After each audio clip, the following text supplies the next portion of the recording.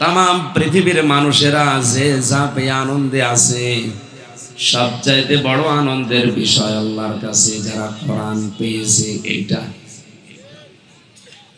আমি যে কোরআন দিয়েছি তোমাদেরকে, যদি আনন্দ করতে চাও, খুশি হতে চাও, এ কোরআন নিয়ে আনন্দ করো, খুশি হও। তার মানে এর ভেতরে বর্ণিত যে কথাগুলো আছে, এগুলো প্র্যাকটিক্যাল লাইফে মেনে নেওয়ার মাধ্যমে আনন্দ করো।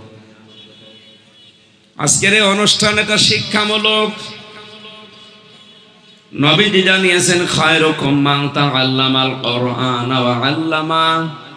পৃথিবীতে যত শিক্ষা আছে, সবচাইতে আল্লাহর কাছে উত্তম ওই লোকটা, যে লোকটা কোরআনে কারীম শিক্ষা করে এবং কোরআন মানুষকে শেখায়। আজকে একটা ক্লাস হবে কোরআনের। আমরা এখান থেকে কোরআন থেকে কিছু শিখতে চাই এবং মানুষকে এই শিক্ষাটা, এই মেসেজটা পৌঁছে দিতে চাই। তাহলে আল্লাহর নিকটে আমরা উত্তম মানুষ হতে পারবো ইনশাআল্লাহ। দল মত নির্বিশেষে যারা আসলাম, বলেন তো আলহামদুলিল্লাহ। আয়াত দ্বারা বোঝা গেল যেটা আনন্দ করা যাবে দুনিয়াতে, কোরআনের সাথে সম্পর্ক আছে যার, ওইটা নিয়ে। যার সাথে কোরআনের সম্পর্ক নেই, এটা নিয়ে আনন্দের কোনো বিষয় নেই। কারণ তামাম দুনিয়ার মানুষ যা পেয়ে আনন্দ করে, আল্লাহর কাছে শ্রেষ্ঠ সম্পদের নাম কোরআন শরীফ। নাম কি? আজকে এলাকায় কোরআনের অনুষ্ঠান হওয়ার কারণে অনেকাংশে মনে হচ্ছে এটা ঈদের মতো আনন্দ লেগেছে। মুসলমানদের জীবনে দিবস পালন করা শুধু দুইটা জায়েজ আছে। কয়টা? যদি একে ইবাদত মনে করে পালন করে, আপনি আনন্দ করবেন, তাও ইবাদত হয়ে যাবে। ওটা ঈদুল আজহা আর ঈদুল ফিতর। ঈদুল আজহা আর ঈদুল ফিতর বাদ দিয়ে দুনিয়ায় যত দিবস আছে বা যত দিবস তৈরি হবে, ওটা যদি কেউ ইবাদতের নিয়তেও পালন করে, ইবাদত তো হবেই না, পক্ষান্তরে আরো গুনাহ হবে। এই কয়েকদিন আগে যেটা চলে গেল 14 ফেব্রুয়ারি, এটা অনেকে ইবাদত মনে করেও পালন করিস। মনে করছে 1 বছর পরে একবার আসে, এই ভালোবাসা যদি আমি না বিলোপন করি, তা আমি মনে হয় আর জীবনে কিছু পাবো না। এই জন্য টাকা চুরি করেও ফুল কিনে মানুষকে দেওয়া লাগে। কান সাফ করে একটা কথা শোনেন, পৃথিবীতে শুধুমাত্র একজন মহিলার যদি স্বামী মারা যায়, তার জন্য 4 মাস 10 দিন শোক পালন করা জায়েজ আছে। কয়দিন?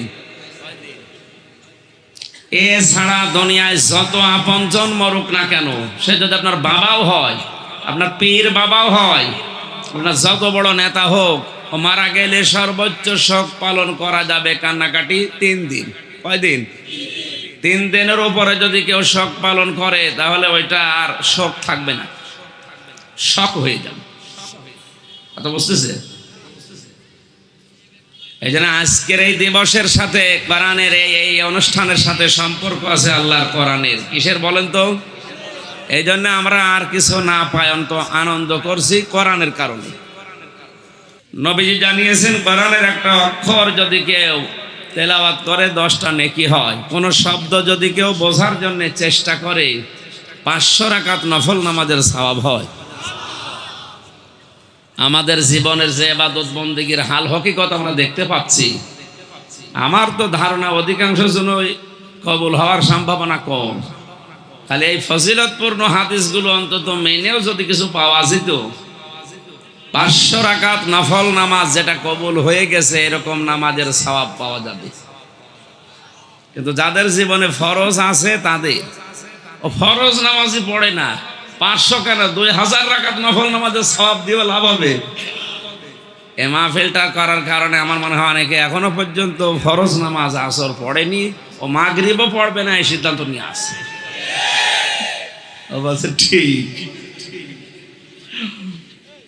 এই অনুষ্ঠানগুলো দেওয়া হয় নামাজের প্রতি, ইসলামের প্রতি আকৃষ্ট হওয়ার জন্য, উদ্বুদ্ধ হওয়ার জন্য। এখন যদি ফরজ নামাজ কেউ না পড়ে বাদ দিয়ে এই কাজগুলো করেন, আপনার ওই 500 রাকাতের সওয়াব আর হবে না। কারণ এটা হচ্ছে বোনাস। ওইটা কি? চাকরি থাকলে বোনাস পাওয়া যায়, চাকরিই নেই বোনাস হবে? আল্লাহ আমাদেরকে মেনে নেওয়ার তৌফিক দিন। এতক্ষণ পর্যন্ত আলোচনার মানে থিম যেটা, মূল বিষয় যেটা বের হলো, এখন থেকে আনন্দ করা যাবে কোরআনের সাথে যার সম্পর্ক ওইটা নিয়ে। এখানে কথা বলেন কেন? মঞ্চে না, কোনো জায়গায় কথা বলার দরকার নেই। আমার মনে হয় এই মানুষগুলো একটু পিছিয়ে গেলে এই ডিস্টার্বটা হতো না। একটু পিছান ভাই, এই চেয়ারগুলো একটু পিছিয়ে দেন তো, একটু পিছিয়ে দিন হালকা, তাহলে এনারা পিছিয়ে যাবেন। এত দেরি করেন আপনি, স্মার্ট হবেন কবে? তাড়াতাড়ি করেন, পড়তে যদি এতক্ষণ লাগে। ডিজিটাল কবে বাদ হয়ে গেছে, স্মার্ট হওয়ার চিন্তায় আছে আর এখনো বসে আছে।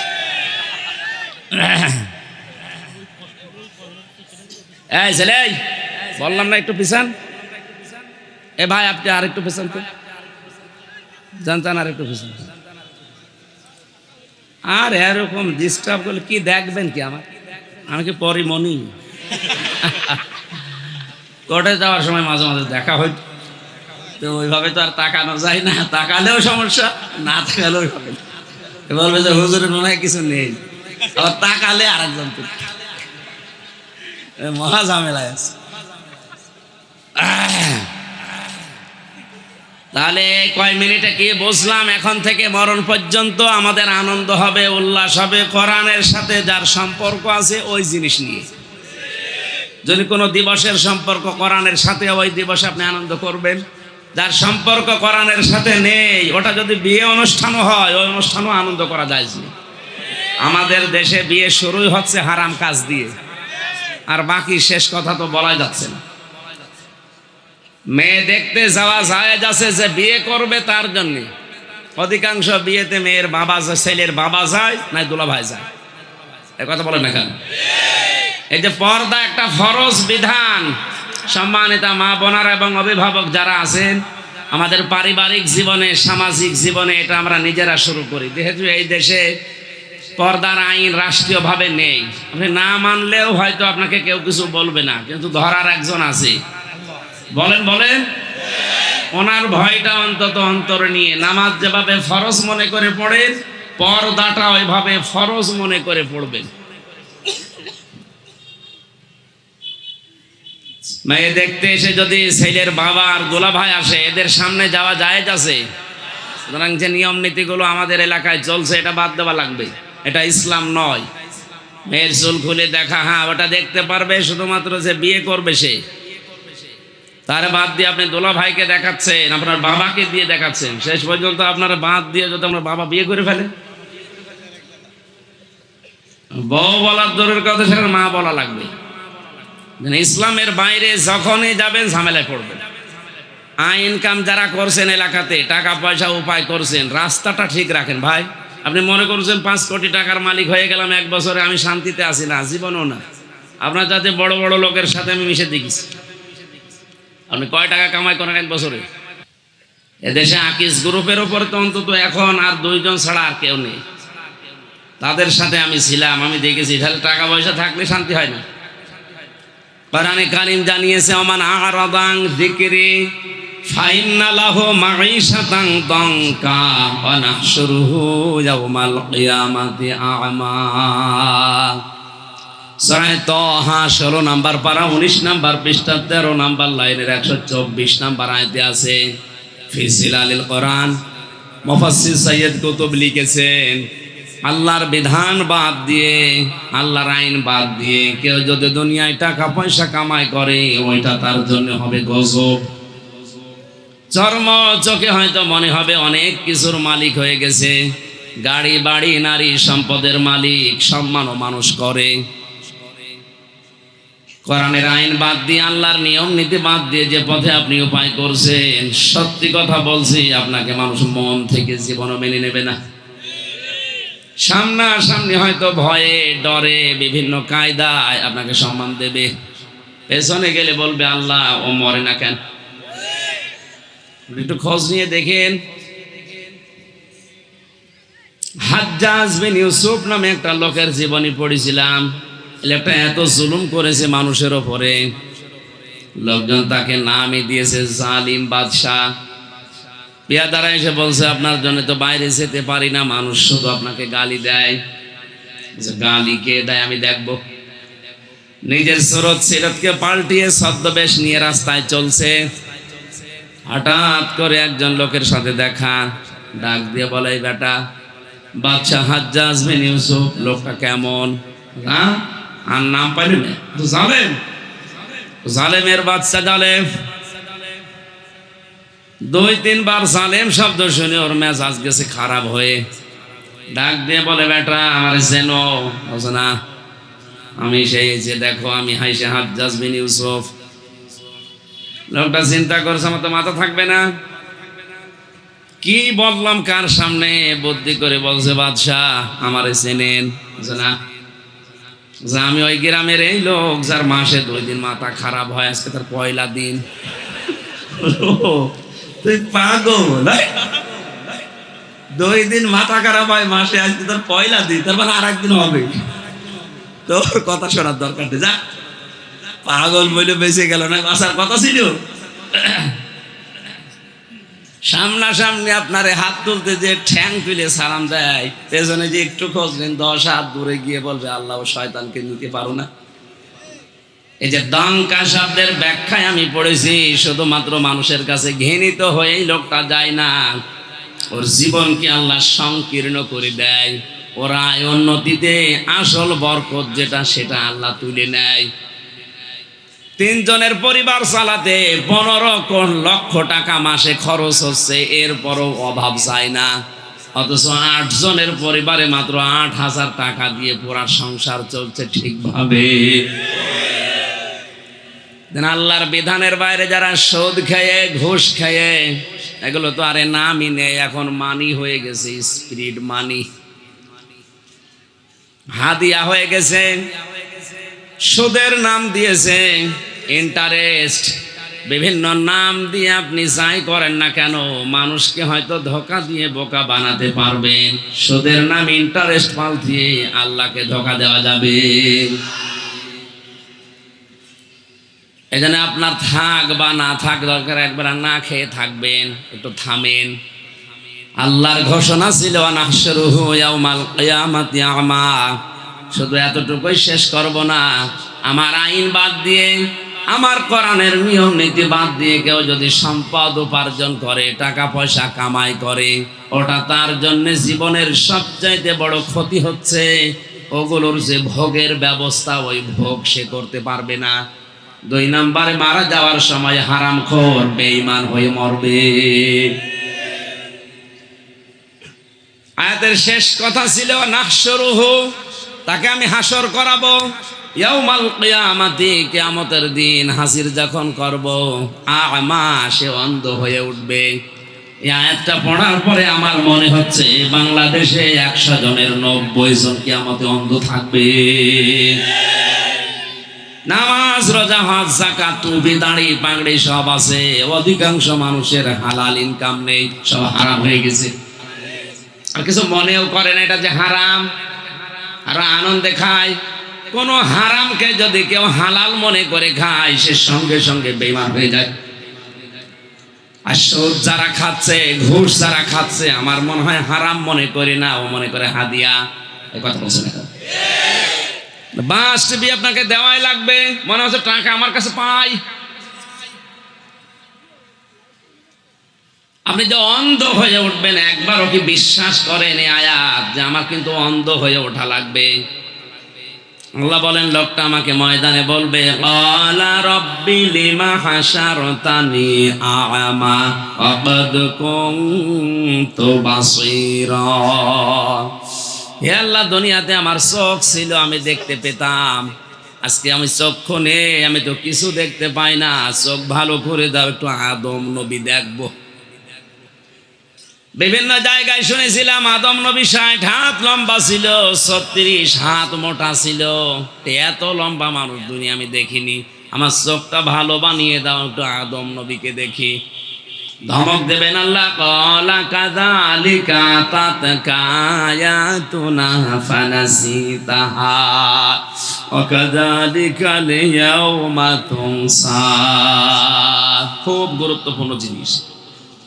আল্লাহ পাক কিয়ামতে বিচার চলাকালীন আপনাকে বিচারক যেমন আসামিকে মাঝে মাঝে ধমক দিয়ে কথা বলে, আল্লাহ নিজে ধমক মারবেন। ওই আলা কাযালিকা, এইভাবে করে আতাতকা আয়াতুনা, আমার আয়াত তোর কাছে গিয়েছে, আমার বিধান তোর কাছে বলা হয়েছিল এই এই করলে এটা হয়।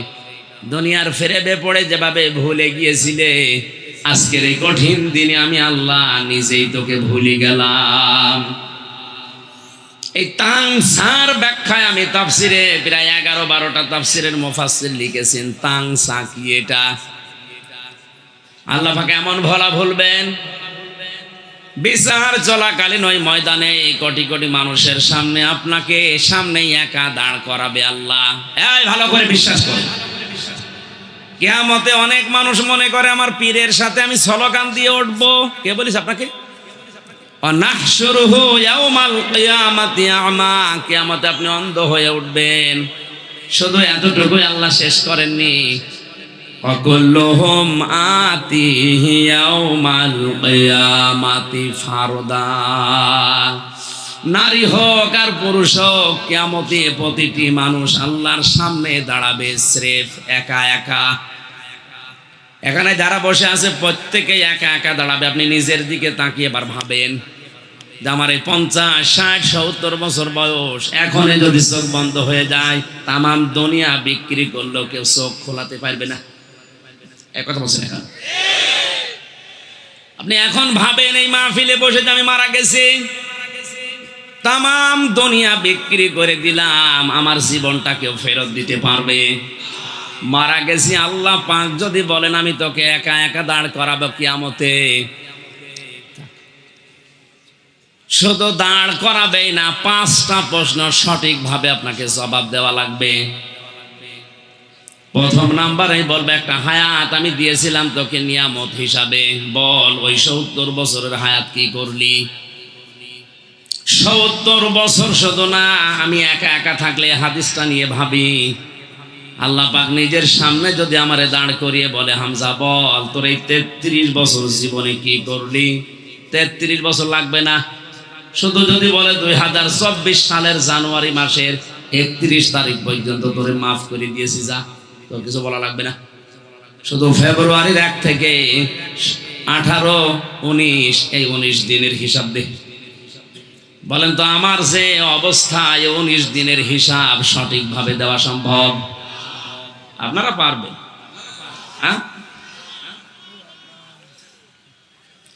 প্রত্যেকেই নিজের দিকে তাকাবেন। এই মাহফিলটা আজকে যদি কিছু আমাদের শিক্ষা দিতে না পারে, তে এত বড় আয়োজন করে লাভ হবে কি?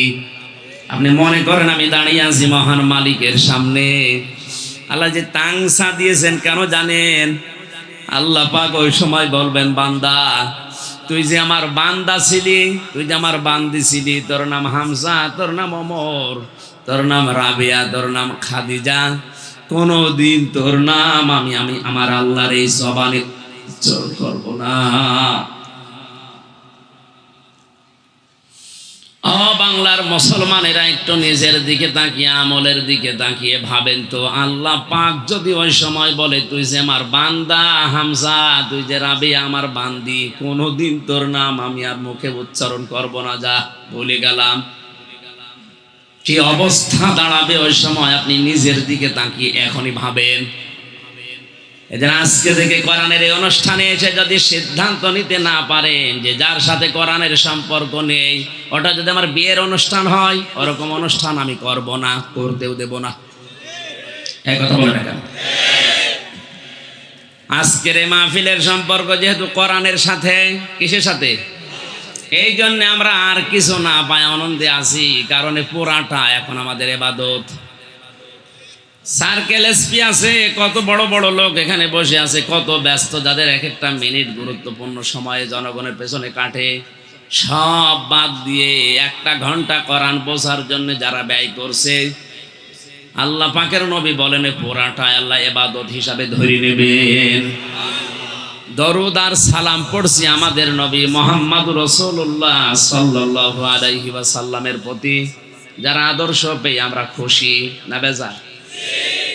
কথাটা যদিও ছোট মনে হচ্ছে, আপনার বিবেকের কাছে যেন ধাক্কা লাগে, এই জন্য বলছি। এ দুনিয়ায় আমরা অনেক কিছু জেনেছি যে অজু করলে অজু ভেঙে যায় 7টা কারণে। কয় কারণে? নামাজ পড়লে নামাজ ভেঙে যায় 19টা কারণে। আমরা যে কাজ কারবার করি, আমল করি, আমলও ভেঙে যায় 2টা কারণে। হজ ভেঙে যায় 5টা কারণে, রোজা ভেঙে যায় 2 কারণে। এরকম অনেকগুলো ইবাদতের নাম কোরআন হাদিসে আছে, যেটা করলেই ঠিক থাকে না, কিছু কাজে ওইটা ভেঙে যায়, নষ্ট হয়ে যায়। কথা বুঝতেছে? যে অজু ভেঙে গেল 7 কারণে, ওই অজু দিয়ে নামাজ পড়লে নামাজ, এটা যেমন সহজে বুঝে ফেললেন যে ওই ভাঙা অজু দিয়ে নামাজ পড়লে আর নামাজ হয় না। জান্নাতে যাওয়ার জন্য একটা ঈমান লাগে, যে ঈমান ভেঙে যায় 10টা কারণে। কয় কারণে?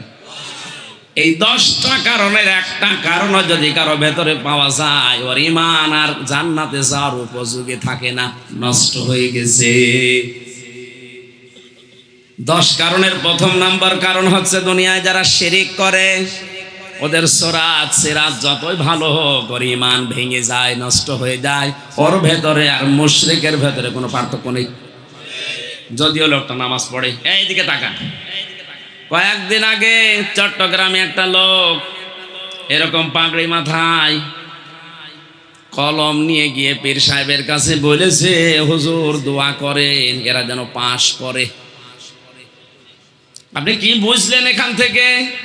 আল্লাহ যেটা পারে ওইটা অন্য কেউ পারে, এই বিশ্বাস করার নাম হচ্ছে শিরিক। আমি এত সহজে বলছি, বুঝে আসতেছে? আল্লাহ যেটা পারে ওইটা অন্য কেউ পারে, এই কথা বিশ্বাস করার নাম শিরিক। যে করে লোকটা মুশরিক। লোকটা কি? তাহলে এই যে এত বড় একজন হুজুর, আমরা তো মনে করছি না ও হলেও হতে পারে, অথচ একজন মানুষ মারা যাওয়ার পরে এমন অবস্থায় থাকে, সে যেই হোক, বিশ্ব নবী জানিয়েছেন লোকটা কবরে এমন অবস্থায় থাকে, 24 ঘন্টা নিজের চিন্তায় থাকে যে আল্লাহ আমার জন্য কেউ কিছু পাঠায় কিনা। সাগরের ভেতরে জাহাজ ডুবে গেলে একটা তক্তা পেলে মানুষ যেমন আঁকড়িয়ে ধরে বাঁচার জন্য চেষ্টা চালায়, মানুষ মারা যাওয়ার পরে প্রত্যেকে এরকম অসহায় হয়ে পড়ে। ওই লোকটা তো নিজেই একটা তক্তা নিয়ে ব্যস্ত আছে, না জানি কখন ডুবি কখন মরি। আপনি তার কাছে কলম পড়া নিতে গেছেন, ও কি করে সাহায্য করবে বলেন তো? এ কাজ যারা করছে আল্লাহ বাদে অন্য কারো কাছে সাহায্য চাওয়া, এটা হচ্ছে মুশরিকের কাজ। মুশরিকের জানাজা পড়া জায়েজ আছে? আসতে বলেন। কেউ যদি জেনে শুনে মুশরিকের জানাজা পড়ে, সেও মুশরিক। কেউ যদি জেনে শুনে কাফেরের জানাজা পড়ে, সেও কাফের। কত বড় কঠিন কথা চিন্তা করেন। অথচ লোকটা মারা গেলে কিন্তু আমরাই নিজেরা যে জানাজা পড়াবো। লোকটা তো এখন আর ঈমান নেই। ওই রকম একজন না, এদেশে লক্ষ লক্ষ মানুষের ঈমান খারিজ হয়ে যাচ্ছে। ঈমান ভাঙার কারণ কয়টা বললাম? আরো জোরে বলেন আর একবার। মুশরিক হয়ে যায় ঈমান ভাঙলে। সে লোকটা যদি শিরিক করে, কুফরি করে, ও কাফের হয়ে যায়, মুশরিক হয়ে যায়। কোরআন হাদিসের স্পষ্ট দলিল হচ্ছে, কেউ যদি কাফের আর মুশরিক হয়ে যায়, তার জন্য জানাজা করা, কবরে দেওয়া জায়েজ নেই। এদেশে হাজার হাজার টাটকা মুশরিক মরে যায়, কবর তো দিচ্ছে আমরা, আর এমন দোয়া করি মনে হচ্ছে জান্নাত পেয়ে বসে আছে, ওর বাবার জান্নাত। নবীদের আপন চাচা আবু তালিব মারা যাওয়ার পরে বিশ্ব নবী নিজে হাত তুলেছিলেন, আল্লাহ তুমি আর যাই করো আমার চাচা আবু তালিবকে মাফ করে দাও। ফেরেশতাকে আল্লাহ বললেন হাত নামাতে বলেন।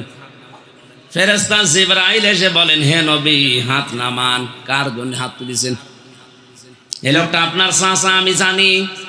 এই যে সারা জীবন আপনাকে কোলে নিয়ে, কাকে নিয়ে, মাথায় নিয়ে চমা দিয়ে লালন পালন করে খাওয়িয়ে দাওয়িয়ে মানুষ করেছে, আল্লাহ দেখেছে। কিন্তু লোকটা মুশরিক। এর কবরে নামাজ পড়া দূরের কথা, জানাজা এর কবরের পাশেও দাঁড়াবেন না। কথাগুলো যদিও শক্ত মনে হচ্ছে, এটাই বাস্তব। আমরা অনেকেই আপনাদেরকে ধোঁকা দিয়ে বোকা বানিয়ে রেখেছি আমাদের ব্যবসা টিকানোর জন্যে। আরে ভাই, মুশরিক কাফের মরে গেলে যদি আল্লাহ মাফ করে দেয়, তা আবু জেহেল কি ছিল বলেন? ওর কি দোষ? ও মনে করছেন কোনোদিন ভালো কাজ করেনি? আবু জেহেল কাবা শরীফের সভাপতি ছিল। আর আপনি নড়াইল মসজিদের সভাপতি হয়ে বগল বাজাচ্ছেন। আমি জান্নাত পাবো না, পাবে কি? নড়াইল মসজিদের সভাপতি হয়ে যদি আপনি জান্নাতের ভাগীদার দাবি করেন, তা বুঝলে কি হয়েছে? ও কাবা ঘরের সভাপতি, কিসের? একটু জোর করি, কি করে বলেন বলেন। এদেশে আজও হাজারো মসজিদের সভাপতি, সেক্রেটারি আর বিশেষ করে ক্যাশিয়ার হওয়ার জন্য জোর করে।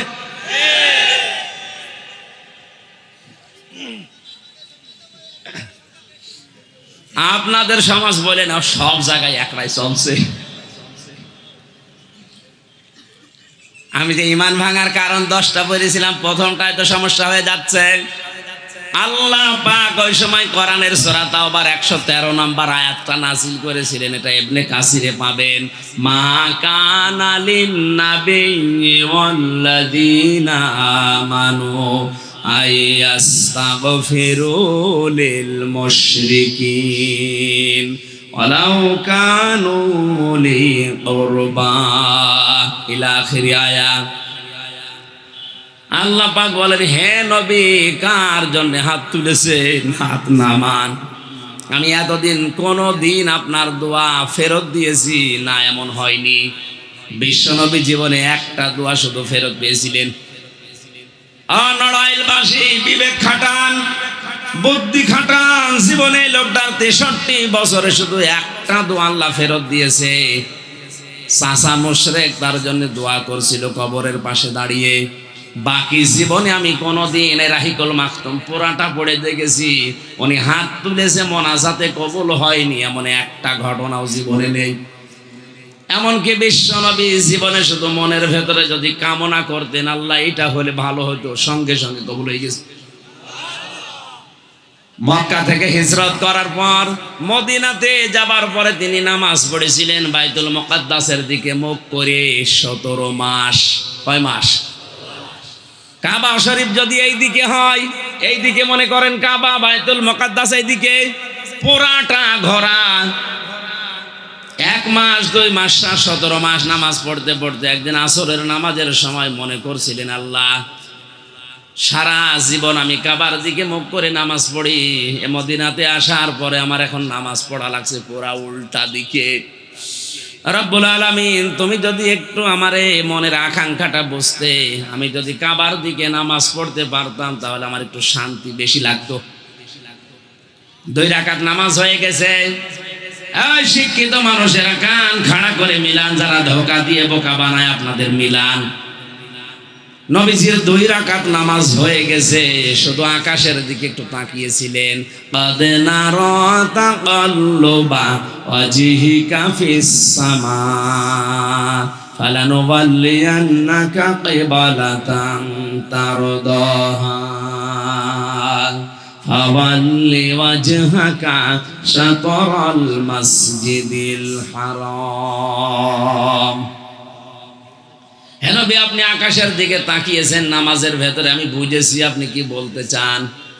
আসরের নামাজ 2 রাকাত হয়ে গেছে, ওই দিকে ঘুরে নামাজের ভেতরেই বাকি আপনি ঘুরে পড়েন কাবা শরীফের দিকে। বাংলার মুসলমানেরা ভাবেন তো নামাজের ভেতরে উনি অলরেডি ঘুরে বাকি 2 রাকাত নামাজ পড়লেন। উনি তো মুখ দিয়ে বলেনও না, এই শুধু মনের ভেতরে একটু আকাঙ্ক্ষা এসেছিল, যদি কাবার দিকে মুখ করে নামাজ পড়তে পারতাম তাহলে আমার ভালো লাগতো আরো বেশি। বলেন তো, নামাজের ভেতরে 2 রাকাত হয়ে গেছে, 2 রাকাত বাকিটা ঘুরে পড়েন, এরকম করলে আপনি ইমাম সাহেবের সাথে নামাজ পড়বেন? শুধু আকাঙ্ক্ষা কামনা এসেছে, তামান্না ছিল মনের ভেতরে, কবুল করে নিয়েছে। সে একই মানুষ নিজের আপন চাচা মারা গেছে, কবরের পাশে দাঁড়িয়ে হাত তুলে দাঁড়িয়ে আছে। আর নবীজি হাত তোলার সঙ্গে সঙ্গে তার চোখে পানি চলে আসতো। উনি হাত তুলে শুধু দাঁড়িয়ে আছে না, তাফসিরে ইবনে কাসিরের ভেতরে আছে নবীজির চোখ দিয়ে বেয়ে বেয়ে পানি পড়ছিল। বিশ্বনবীর দৃশ্য দেখে এরপরও আমার আল্লাহ নরম হননি, বলেন, হে নবী, হাত নামান তাড়াতাড়ি। কার জন্য হাত তুলেছেন? লোকটা মুশরিক, শুধু আপনি না, এই তাকান, মা কানা লিন-নাবিয়্যি ওয়াল্লাযীনা আমানু, শুধু নবী না, এ দুনিয়ায় যত ইমানদার কিয়ামত পর্যন্ত আসবে, কোন মুশরিকের জন্য তাদের দোয়া করা জায়েজ নেই। এ ফতোয়া আমি বানালাম? কথা বলে না কেন? ওয়ালাউ কানু উলি কুরবা, যদি ওই মুশরিক আপনার নিকট আত্মীয় হয়, এটা আপনার চাচা, আল্লাহ ভালো করে জানে, কিন্তু লোকটা মুশরিক।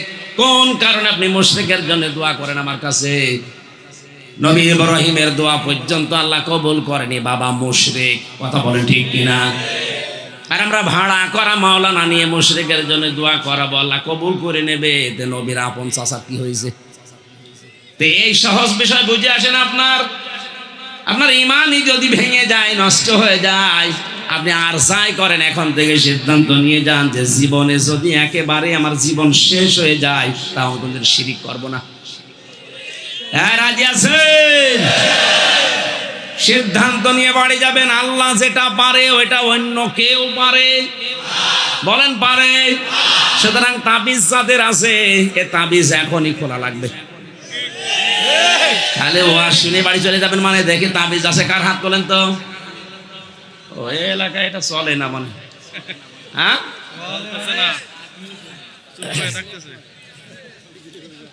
খুলে ফেলেন ভাই। আপনি আলাইসাল্লাহু বিকাফিন আবদা দিয়েছেন আল্লাহ কোরআনে। আমি কি আমার বান্দার জন্য যথেষ্ট না যে তাবিজ লাগবে? মেয়েদের হাতে, মাজায়, গলায় এগুলো বেশি। সন্তান জন্ম নিতে পারে না, ওর গলার ভেতরে আর হাতের ভেতর 14টা মাদুলি লাগিয়ে রেখেছে। আমার মনে হয় যদি কথা বলতে পারতো, বলতো আল্লাহ আমি কি অপরাধ করলাম, পেটের ভেতরে 10 মাস 10 দিন ছিলাম, একটা তাবিজও লাগে না। আরে আসতে দেরি, 14টা তাবিজ দিয়েছে। এক্ষুনি খুলে ফেলবেন, কোনো দরকার নেই। সব ভরসা হবে এখন থেকে, দুনিয়া একদিকে চলে যাক, কার উপরে? আপনার এইটুকু আল্লাহ দেখবে। ইব্রাহিম নবীকে আল্লাহ সাহায্য এমনি করেনি, আগুনের ভেতরে পুড়ে যাচ্ছিল। ফেরেশতা জিবরাইল এসে বলেছে আমার সাহায্য কামনা করেন, বলে না, এমন অন্ধ আল্লাহর ইবাদত করি না যিনি আমার চোখে দেখেন না। আল্লাহ কথাটা শুনে এত খুশি হয়েছিলেন, আল্লাহ পাক আগুনকে বললেন, কুলনা ইয়া নারু কুনি বারদাও ওয়া সালামান আলা ইব্রাহিম। আল্লাহ নোটিশ জারি করলেন, আগুন আমি আল্লাহ বলছি আমার আদেশে ইব্রাহিমের জন্য আরামদায়ক হয়ে যা, শুধু ঠান্ডা হ, এই কথা বলেন। সালামান শব্দটা আছে তাফসিরে মুফাসসির লিখেছেন, আল্লাহ পাক ওই জমা যদি সালামান শব্দ ব্যবহার না করতেন, আগুন এত বেশি ঠান্ডা হয়ে যেত, তখন আবার লেপ তোষক লাগতো গরম করার জন্য। যদি সালামান না দিতেন, একটু বেশি গরম থেকে যেত, তখন ফ্যান লাগতো, এসি লাগতো ঠান্ডা করার জন্য। এমন শব্দ দিয়েছিলেন আল্লাহ ইব্রাহিমের ইমানের দিকে তাকিয়ে।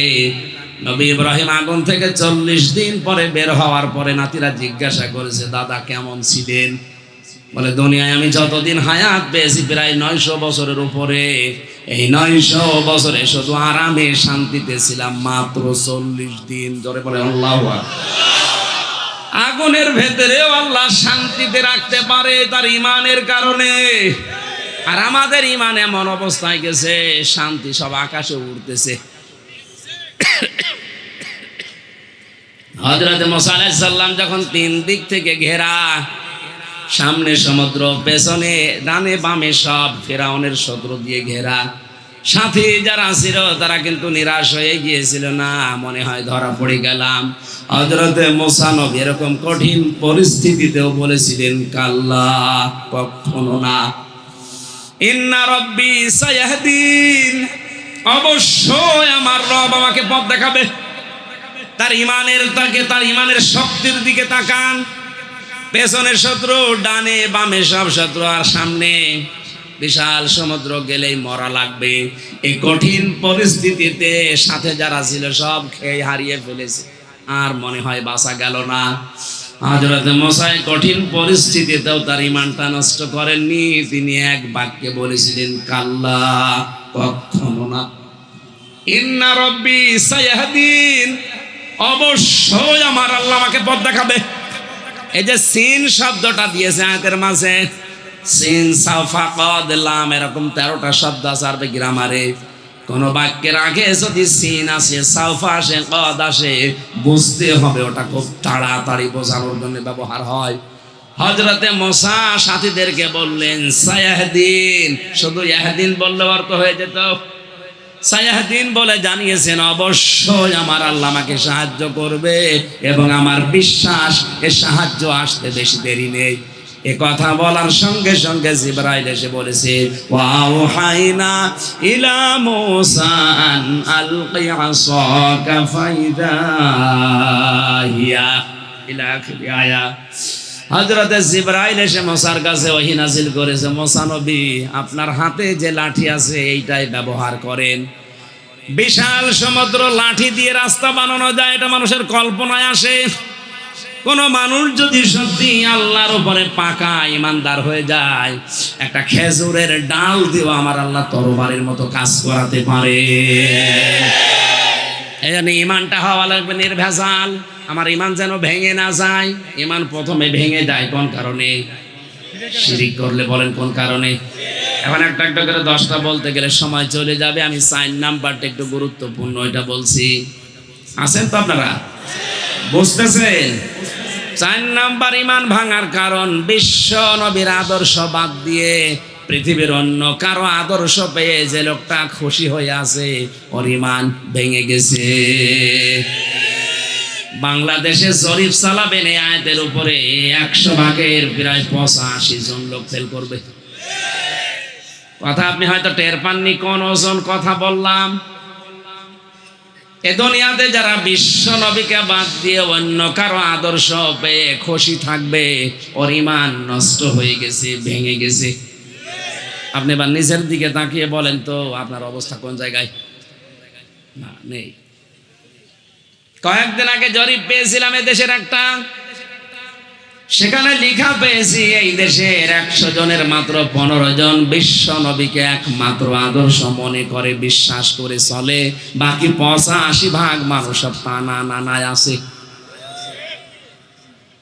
15 জনের ভেতরে আপনাকে পাওয়া যাবে না। আপনি আছেন ওই 85 জনের ভেতরে যে টানা নানা করে চলে, তার ভেতরে। মানে নিজের কাছে প্রশ্ন করে আপনি উত্তর খুঁজে পাবেন আশা করছি। আমাদের ইমান যেন ভেঙে না যায়, বলেন আমিন। কোরআনে কারীমের গুরুত্বপূর্ণ একটা সূরা, সূরা তাওবা, 129টা আয়াত আছে। আমি মাত্র একটা আয়াত পড়েছি, সবগুলো হয়তো শেষ হবে না, এজন্য অর্ধেক করছি তাফসীর। ইন্নাল্লাহা আশতারা মিনাল মুমিনিনা আনফুসাহুম। খুব খেয়াল করে শুনবেন, জরুরি কথা, বেশি সময় লাগে না। নবীজি জীবনের সর্বোচ্চ ভাষণ দিয়েছিলেন মাত্র 27 মিনিট, অথচ আজ বিশ্ব তার এই 27 মিনিটের বক্তব্যের কুল কিনারা খুঁজে পাচ্ছে না। এর উপরে পিএইচডি হয় মানুষের, এর উপরে ডক্টরেট করে। কি বলেছিলেন মাত্র 27 মিনিটে, এর কুল কিনারা খুঁজে পাওয়া যায় না। এত কথা এর ভেতরে আছে। আমরা এরকম 27 ঘন্টা না, মাত্র কয়েক মিনিটের ভেতরে একটার মূল থিওরি গুলো বলছি, মিলাবেন। অবশ্যই আমি আল্লাহ, কে বলছেন? ইন্নাল্লাহা, অবশ্যই আমি আল্লাহ, ইশতারা, ক্রয় করে নিয়েছি না ক্রয় করে নেব? বলেন বলেন। অতীতের শব্দ, এটা মাঝি। আমি আল্লাহ ক্রয় করে নিয়েছি মিনাল মুমিনিনা, মুমিনদের কাছ থেকে, আনফুসাহুম ওয়া আমওয়ালাহুম, তাদের জীবন এবং তাদের সম্পদ, বিআন্না লাহুমুল জান্নাহ, বিনিময়ে আমার বানানো জান্নাত তাদের দিয়ে দিয়েছি। নড়াইলবাসী এখানে খেয়াল করেন শব্দের দিকে। আল্লাহ পাক নিজে ক্রেতা। ক্রেতা কোন সলিমদ্দি কলিমদ্দি না, যে ধোকা দিয়ে বোকা বানিয়ে 2 নাম্বার জিনিস দিয়ে দেবেন। ক্রেতাকে সরাসরি উনি নিজে, উনি বিচক্ষণ না। কোরআনে কারিমে বারবার উনি জানিয়েছেন, আমি কিন্তু আলিমুন হাকিম, আমি অনেক বিচক্ষণ। দুনিয়ার মানুষের হিসাব নিকাশ করতে গেলে, বিচার আচার করতে গেলে সাক্ষীর প্রয়োজন হয়। আমি আল্লাহ এমন হাকিম, আমার কোনো সাক্ষী লাগে না। ওর শরীর ওর বিরুদ্ধে সাক্ষী দেবে কিয়ামতে। এজন্য আল্লাহ যখন বিচার করবেন, কোন মানুষকে সাক্ষী নেওয়ার জন্য ডাকবে না, ওই হামজা এদিকে এসে বলতো এর বিরুদ্ধে না। আল্লাহ পাক বলেন, ইয়ারাফুল মুজরিমুনা বিসিমাহুম ফায়ুখাযু বিন নাওয়াসি ওয়াল আকদাম ফাবিআইয়ি আলাই রাব্বিকুমা তুকাজ্জিবান। জবান খুলে কোরআনের এই সোনালী আয়াতটা যাদের মুখস্থ আছে পড়েন, ফাবিআইয়ি আলাই রাব্বিকুমা তুকাজ্জিবান। কিয়ামতে অপরাধীদের চুল ধরে আর পা ধরে সামনে নিয়ে আসা হবে। পৃথিবীর প্রত্যেকটি অপরাধী যারা, তাদের অপরাধগুলো চেহারার ভেসরে ভেসে উঠবে। কারো চেহারা হবে শুকুরের মতো, কারো হবে কুকুরের মতো, কারো হবে সাপের মতো, কারো হবে ব্যাঙের মতো। পৃথিবীতে যে যেই ধরনের অপরাধ করেছে, ওই অপরাধটার প্রবণতা যার ভেতরে বেশি থাকবে, ওই চেহারা তাকে দান করা হবে। বলেন নাউজুবিল্লাহ। শুকুরের চরিত্র যাদের, নিজের স্ত্রীকে মেয়েকে নিয়ে অনুষ্ঠানে যায়, বিভিন্ন জায়গায় নিজে কচু খেতে ওদের ছেড়ে দেয়, রাহেলিল্লাহ দিয়ে দিয়েছে। আজ হাজারো মানুষ এখানে বসে আছে, নিজের বউকে, মেয়েকে, বেটার বউকে আরো সুন্দর করে বিভিন্ন অনুষ্ঠানে নিজে ছেড়ে দিয়ে একটা জায়গায় বসে গল্প করে। এর চরিত্র হচ্ছে শুকুরের চরিত্র। যদি এখনো খাস পর্দায় ফিরে না আসে, ও যতই নামাজ পড়ুক, রোজা রাখুক, হজ করে আসুক, আল্লাহর কসম ওর আকৃতি থাকবে না। কিয়ামতে ওর আকৃতি হবে শুকুরের মতো। এই আয়াতটা অনুযায়ী বাংলাদেশে শুকুরের আকৃতি পাওয়ার মতো আমার ধারণায় প্রায় 70 জন। এক কথা বলেন না কেন? আপনি হিসাব করে মিলান। নামাজ ফরজ মনে করে পড়ে, রোজা ফরজ মনে করে রাখে, পর্দা যে একটা ফরজ, ওটা গুরুত্ব তো দেয় না, মনেও করে না, যেটা তো ফরজ বিধান। মেয়েরা যারা এসেছেন, আপনি রাস্তাঘাটে যাবেন না তা না, চাকরি বাকরি করবেন না তা না, করতে পারেন, বাজারে যেতে পারেন, রাস্তাঘাটে আসবেন, অনুষ্ঠানে যাবেন, কিন্তু 3টা বিষয় লক্ষ্য করা লাগবে। আকরনা ফি বুয়ুতিকুন্না ওয়ালা তাবাররাজনা তাবাররুজাল জাহিলিয়াতিল উলা।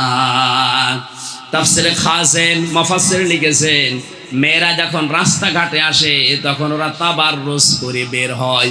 তাবাররুজের অর্থ 3টা। কয়টা? মেয়েরা রাস্তাঘাটে আসলে ওদের সাজগোজ বেড়ে যায়। যে সমস্ত মেয়েরা বাড়িতে থাকেন, ময়লা সয়লা কাপড় পরে বাইরে আসলে আপনার সাজগোজ বেড়ে যায়, বুঝবেন আপনার ভেতরে তাবাররুজ আছে। এটা জাহিলি যুগের মেয়েদের স্বভাব। বলেন নাউজুবিল্লাহ। 2 নম্বরে, যে মেয়েরা রাস্তাঘাটে এসে 8-60 পোশাক পরে বের হয়, কোথায় সে 4 পিস, কোথায় গেল 3 পিস, কোথায় 2 পিস, এখন চলছে 1 পিস। এরকম চলতে থাকলে কিছুদিন পরে দেখবেন নেই পিস। বলেন নাউজুবিল্লাহ। রাস্তাঘাটে ওরা আসলে ওরা তখন মাঝে হেলাদোলা করে চলে, মানুষের নজর আকৃষ্ট করার জন্য। এই 3টা যে গুণ বললাম, কোন মহিলার ভেতরে থাকলে ওরে জান্নাতের ঘ্রাণ পর্যন্ত আল্লাহ দেবে না। অন্তত নড়াইলবাসী যারা আছে মেয়েরা, আল্লাহ যেন এই আয়াতটা